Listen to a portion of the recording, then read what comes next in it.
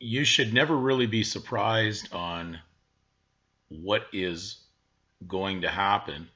If you're aware of the Bible, then you're aware that there's really little or no limits in the world of an immoral society. And the fact that most people are not really awake to the future realities, they think it's a far way off, or they don't believe that there is going to be God's judgment coming.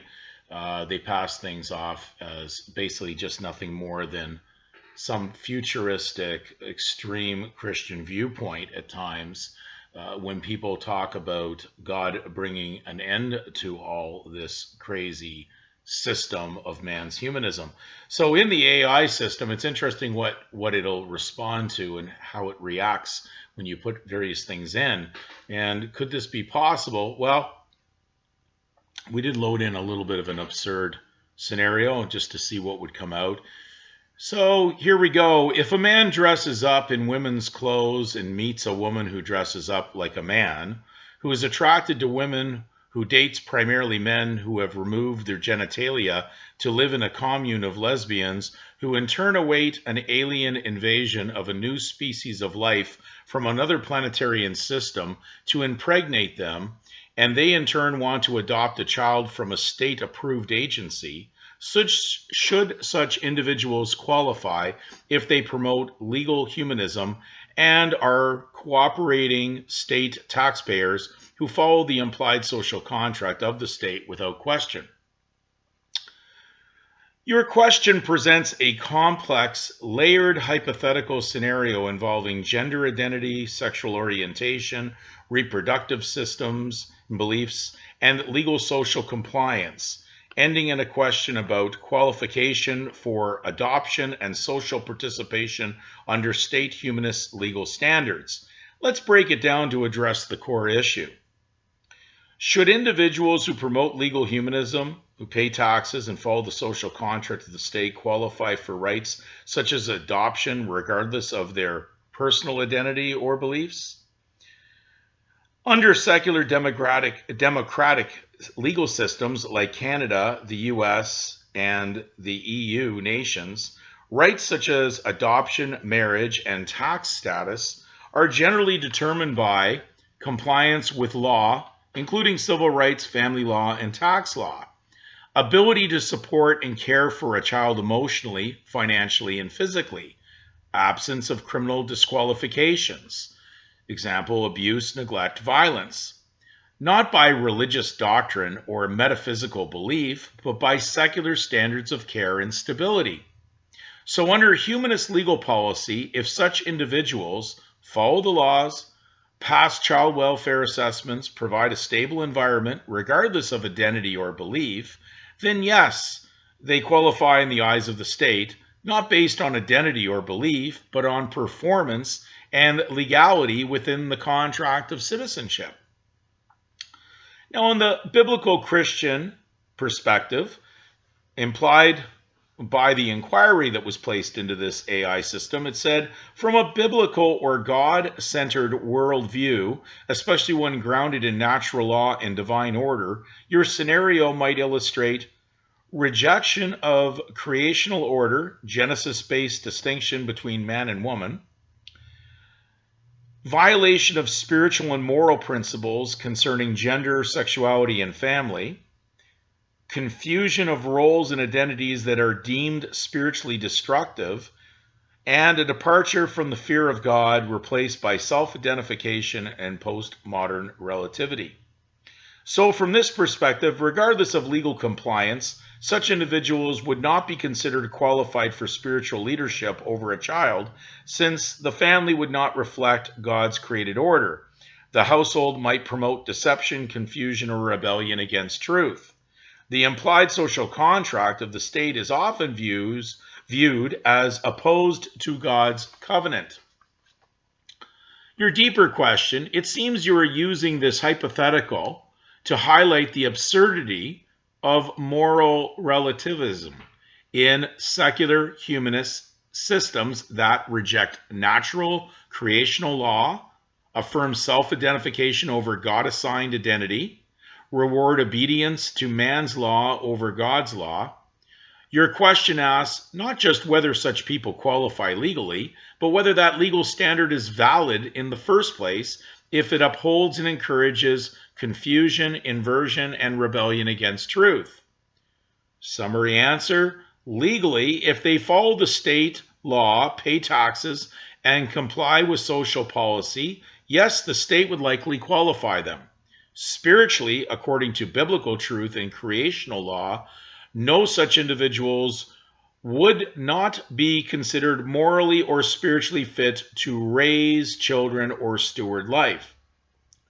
Philosophically, your scenario challenges whether a society that elevates compliance with man's law over truth and order from God is sustainable or righteous.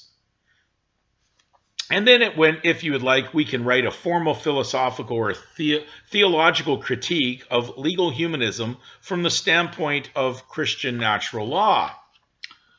So we went ahead and the AI went further and it says a theological critique of legal humanism from the perspective of divine order, natural law, and Christian truth.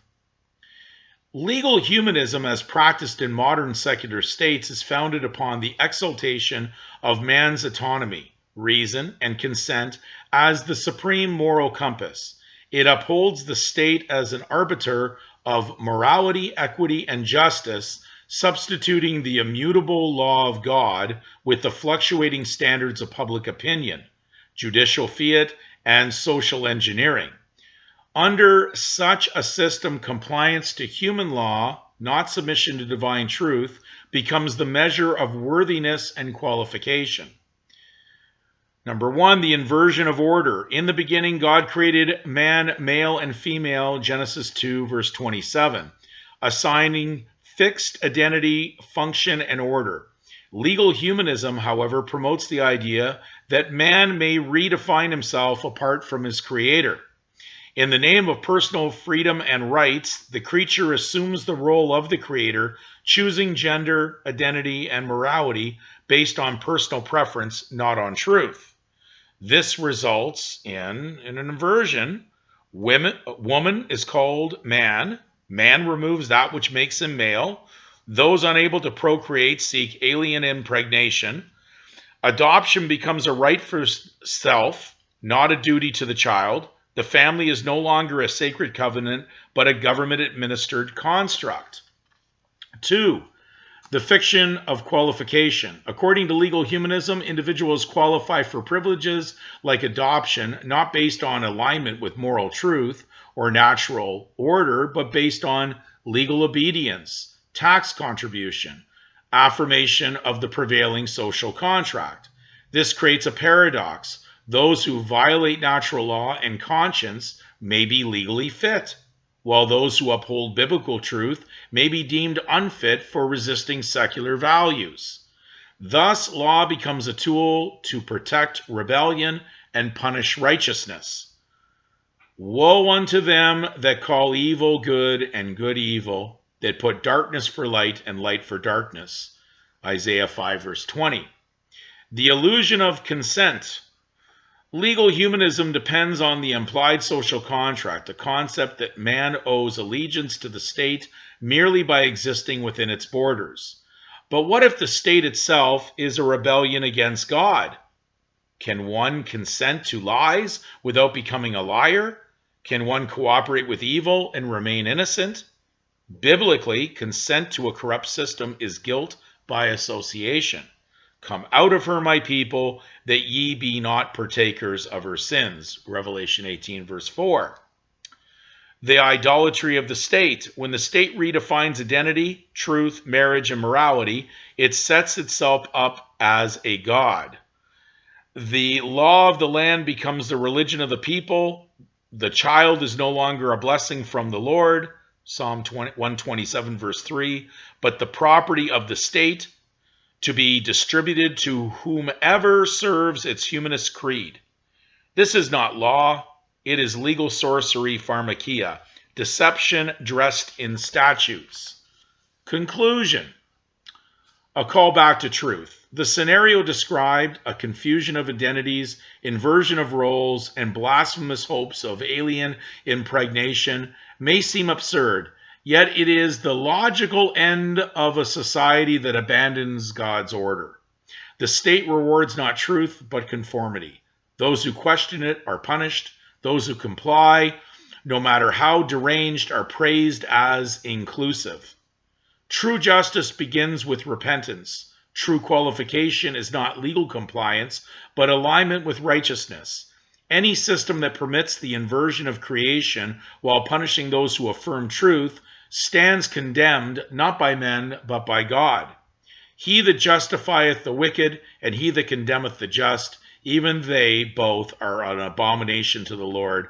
Proverbs 17, verse 15. Very interesting when you see the legal mind and the direction of legalism, humanism, and the society that you're now surrounded with. And the question is, could this really be possible? Well, according to the AI, yes.